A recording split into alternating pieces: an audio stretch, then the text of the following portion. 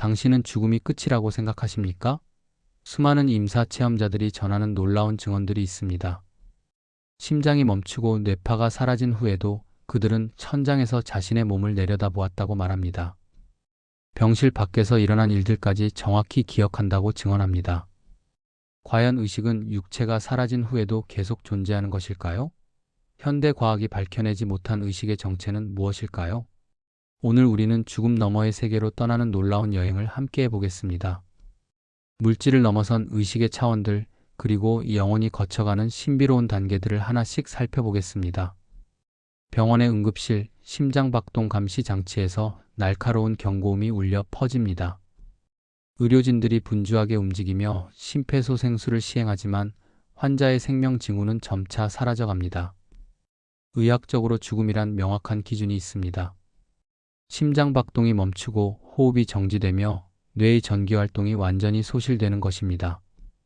뇌파 측정기에 나타나는 평평한 직선, 바로 이것이 의학이 정의하는 죽음의 순간입니다. 하지만 여기서 놀라운 일이 벌어집니다.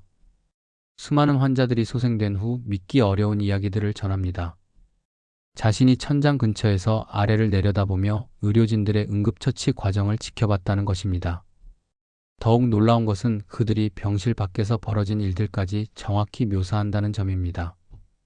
복도에서 나눈 가족들의 대화, 간호사가 착용한 액세서리의 색깔, 심지어 다른 층에서 일어난 사건들까지 말입니다. 이러한 임사체험 사례들은 전 세계적으로 수만 건이 보고되고 있습니다. 문화와 종교, 나이를 불문하고 비슷한 패턴의 경험들이 반복적으로 나타납니다. 뇌가 완전히 기능을 멈춘 상태에서 어떻게 이런 인식이 가능할까요? 의식이 단순히 뇌의 산물이라면 뇌파가 사라진 순간 모든 지각과 기억도 함께 사라져야 합니다. 하지만 현실은 그렇지 않습니다. 오히려 많은 임사 체험자들이 그 순간을 평생 중 가장 선명하고 생생했던 경험이라고 표현합니다. 이들의 증언은 우리가 지금까지 알고 있던 의식에 대한 상식을 완전히 뒤바꿔 놓습니다. 의식이 뇌라는 물질적 기관과는 별개로 존재할 수 있다는 가능성을 제기하는 것입니다.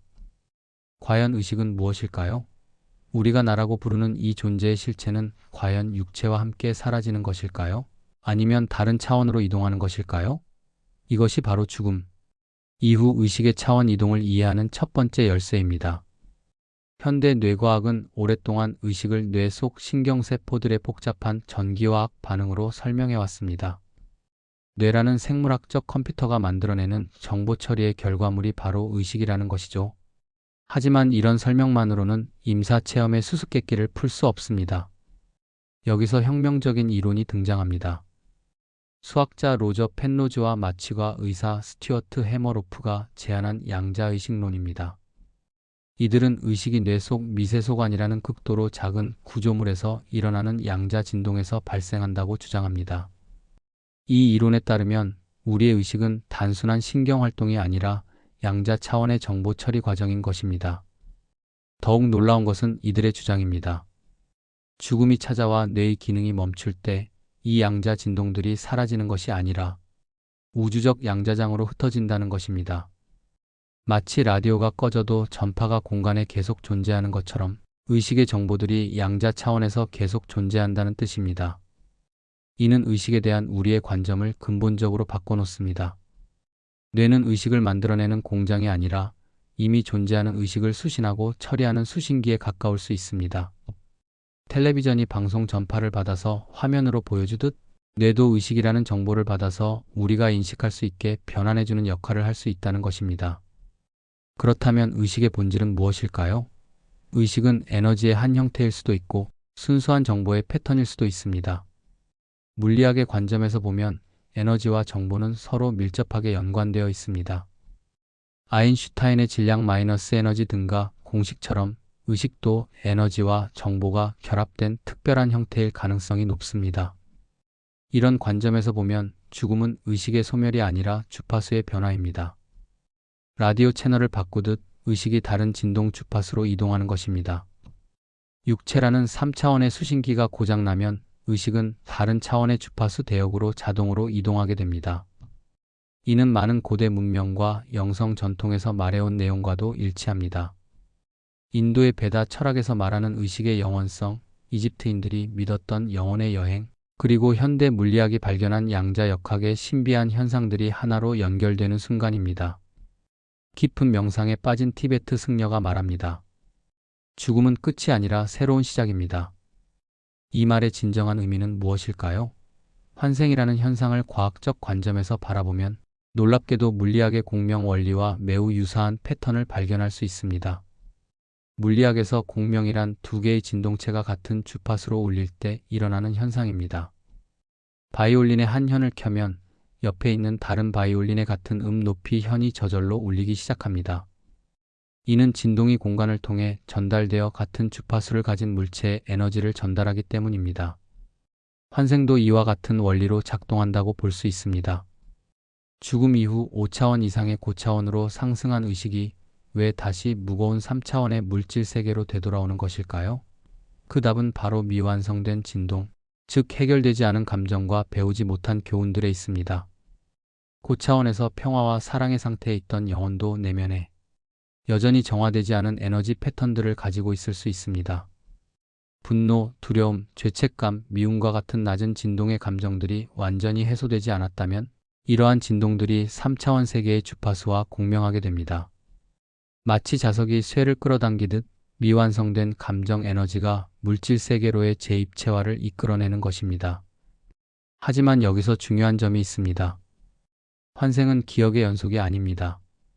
우리가 전생의 구체적인 기억을 거의 갖지 못하는 이유가 바로 여기에 있습니다. 3차원으로 내려올 때 의식은 고차원의 복잡한 정보들을 새로운 뇌라는 물질적 수신기에 맞게 압축하고 변환해야 합니다. 이 과정에서 구체적인 사건들의 기억은 대부분 사라지지만 핵심적인 성향과 에너지 패턴은 그대로 남습니다. 예를 들어 전생에서 음악에 깊이 몰두했던 영혼이라면 새로운 생에서도 어려서부터 자연스럽게 음악에 끌리게 됩니다. 특별히 배우지 않았는데도 악기를 잘 다루거나 복잡한 멜로디를 쉽게 기억하는 아이들이 바로 이런 경우입니다. 이는 기억이 아니라 진동 패턴의 연속성인 것입니다. 또한 환생은 처벌이나 보상의 개념이 아닙니다. 우주는 도덕적 심판관이 아니라 단순히 에너지 균형의 법칙에 따라 작동합니다. 미워했다면 사랑을 배울 기회가 주어지고 이기적이었다면 희생과 봉사를 경험하게 됩니다. 이는 벌이 아니라 완전성을 향한 자연스러운 학습 과정입니다. 환생의 가장 놀라운 특징은 시간의 개념이 3차원에서만 적용된다는 점입니다. 고차원에서는 과거, 현재, 미래가 동시에 존재합니다.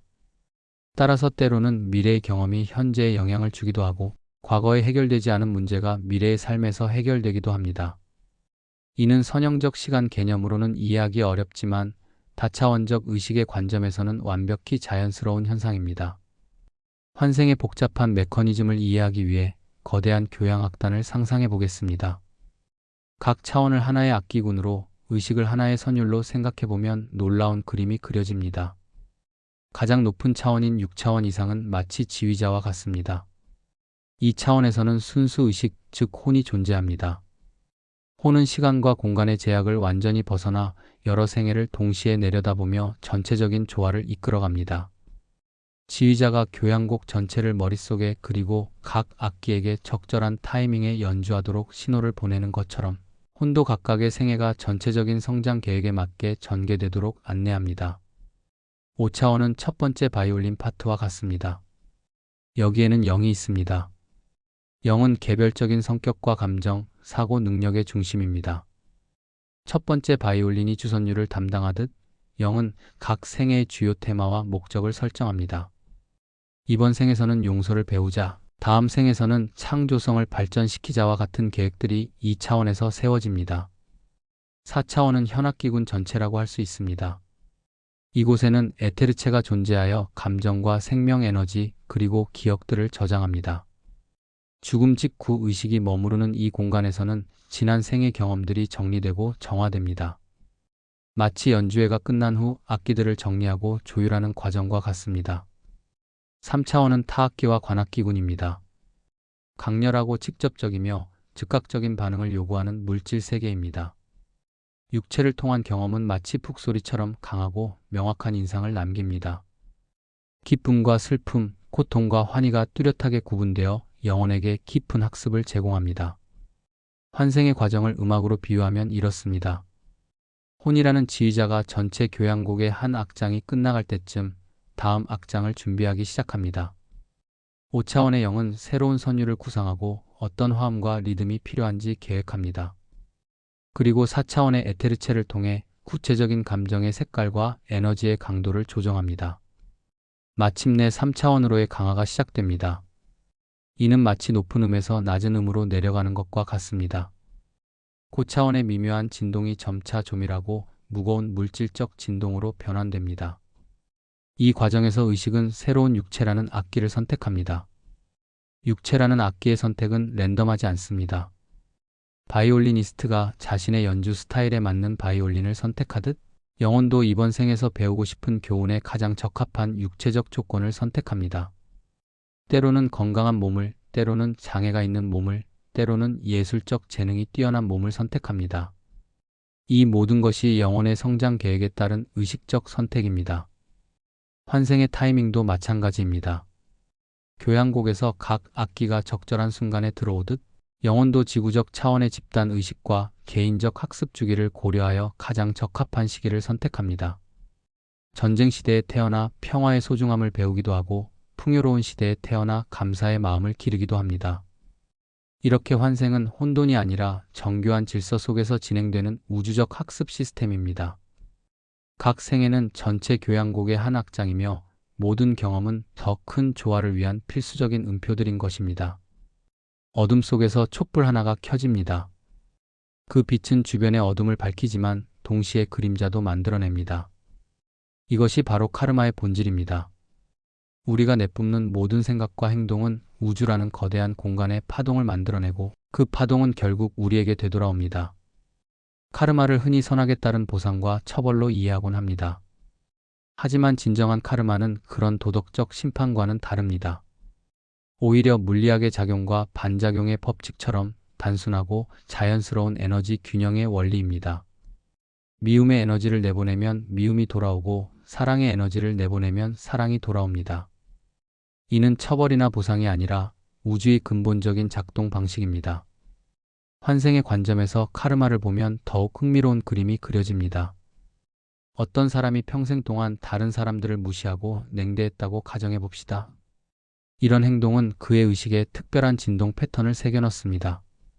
차갑고 경직된 에너지가 그의 영적 주파수를 형성하게 됩니다. 죽음 후 고차원으로 상승한 이 영혼은 무조건적인 사랑과 평화를 경험하게 됩니다. 그 순간 자신이 다른 이들에게 어떤 고통을 주었는지 명확히 깨닫게 됩니다. 이는 외부의 심판이 아니라 자기 자신의 명료한 인식입니다. 거울 앞에 선 것처럼 자신의 모든 행동과 그 결과를 투명하게 바라보게 되는 것입니다. 이때 영혼은 균형을 회복하고 싶어 합니다. 차가운 에너지를 따뜻한 사랑의 에너지로 바꾸고 싶어 합니다. 그래서 다음 생에서는 오히려 남들에게 무시당하고 소외받는 상황을 선택할 수 있습니다. 이는 벌이 아니라 체험을 통한 학습입니다. 직접 그 감정을 느껴봄으로써 진정한 공감과 자비의 마음을 기를 수 있기 때문입니다. 놀라운 것은 이런 균형 작업이 한 생에서 끝나지 않는다는 점입니다. 때로는 여러 생에 걸쳐 복잡한 관계들이 이어집니다.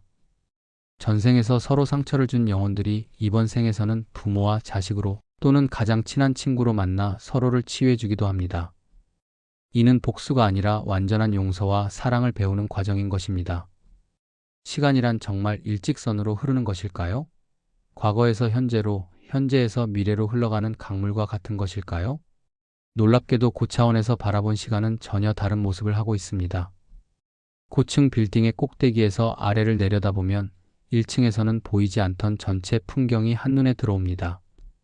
마찬가지로 5차원 이상의 고차원에서는 시간도 이와 같이 조망할 수 있습니다.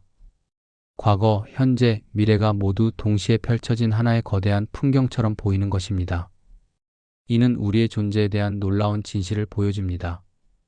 당신이 지금 이 순간 이 글을 읽고 있는 동안 동시에 당신의 다른 생애들도 각각의 시공간에서 진행되고 있을 수 있다는 것입니다.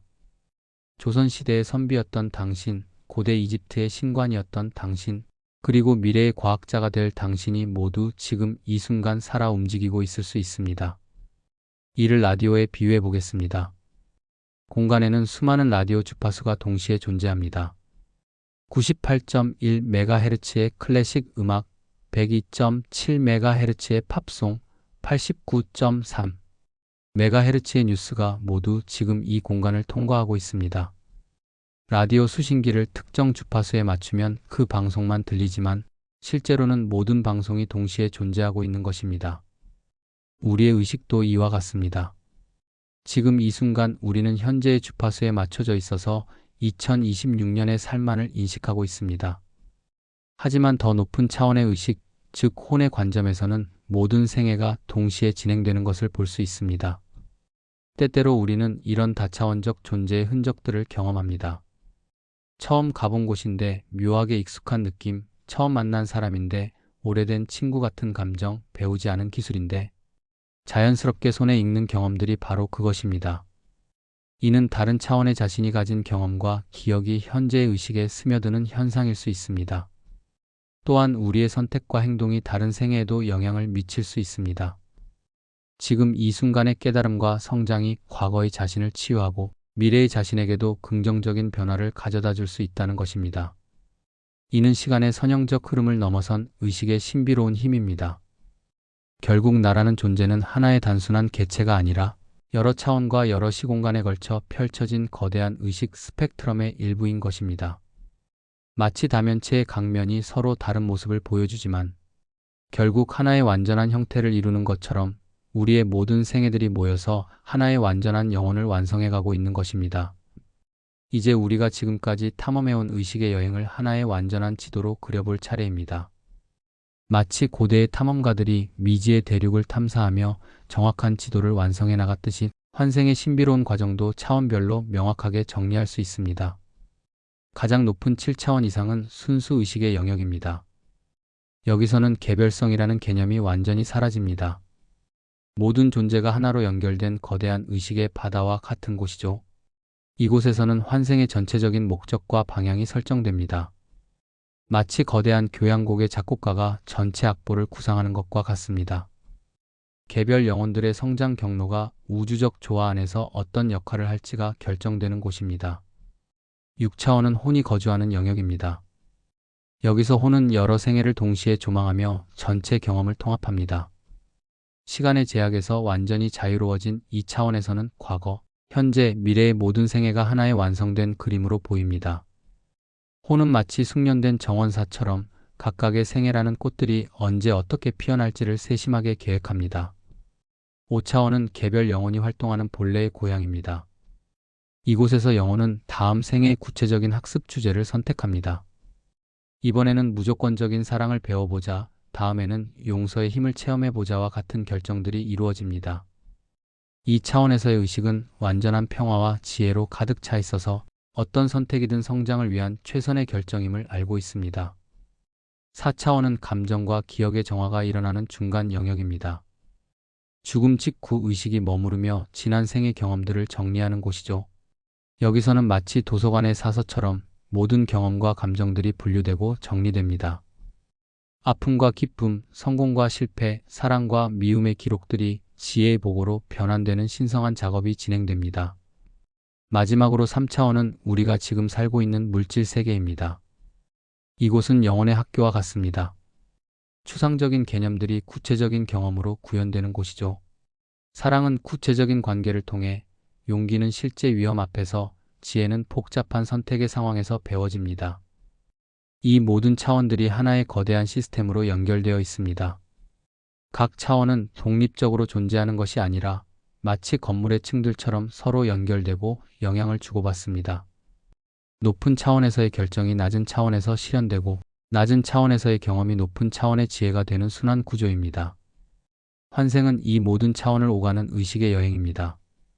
마치 엘리베이터를 타고 건물의 여러 층을 오가듯 의식은 필요에 따라 적절한 차원으로 이동합니다. 그리고 각 차원에서의 경험은 전체적인 성장과 진화에 기여합니다.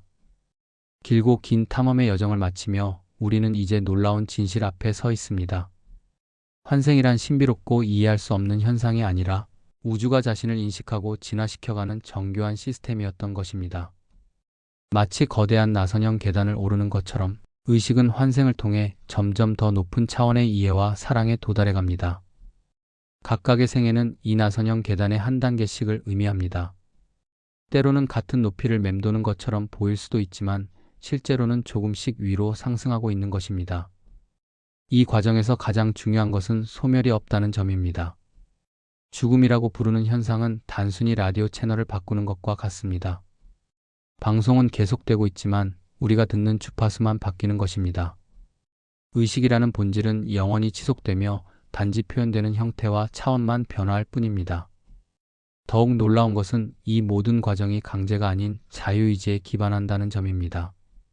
영혼은 스스로 학습 주제를 선택하고 스스로 적절한 환경을 고르며 스스로 성장의 속도를 조절합니다. 우주는 무한히 인내심 많은 선생님처럼 각 영혼이 자신만의 속도로 깨달아가는 것을 지켜봅니다. 그렇다면 우리는 지금 이 순간 무엇을 해야 할까요? 답은 의외로 단순합니다. 지금 여기서 이 순간 우리가 느끼는 모든 감정과 생각 그리고 선택들이 바로 영혼의 진화에 기여하고 있다는 것을 인식하는 것입니다. 분노할 때는 그 분노를 통해 인내를 배우고 슬플 때는 그 슬픔을 통해 동정심을 기르며 기쁠 때는 그 기쁨을 다른 이들과 나누는 법을 익힙니다. 모든 경험이 영혼의 성장을 위한 소중한 재료가 되는 것입니다.